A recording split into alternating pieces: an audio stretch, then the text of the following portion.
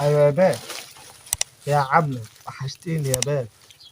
انا قاعد فين؟ ابوي القار شهاليب خليني لابط في الزرع عشان خاطر قال لي الحرامية قال تسرق الموز. ما تسوس وين؟ قاعد تحت الشجرة وحاطط رجلي على رجلي وبكلمك. وحشتيني يا بتش الله يكسف رقبتك. شفت ايه عجبتك الماسنجر الصورة اللي بعتها لك؟ بموت فيك والله يا بت الجزمة، يا بت المنتول. ايش دي على التوك باقي طبعا عليها عشان نعبيه. باقي 2 أو 3 يا راجل تعالى كده هاتي واحدة أو 3 هو يتعبى. يا سلام. بص على دي صباحك هندي ولا صغير. بص تعالى بص عليها انا جاي. ما تعال ها كده بقى مكر. ما قعدش.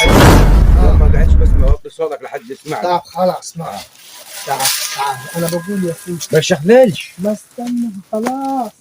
الحقيني يا بنت المنتول ده في حرامية بيسرقوا هناك. فلك يا بنت الكلب اكفلي. الحاج يا عبد الله اطلع لي، تعال لي الحقني. اطلع تعال بسرعة من البيت يا قار شهريك الحرامية. اطلع لي انا، انت عاوز اخش وش فتن يا اخي، عايز حد يموت يا اخي. دول 3 ولا 4 عايزهم يموتوني.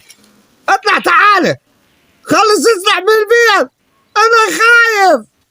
اطلع اقطع قبل ما يجي.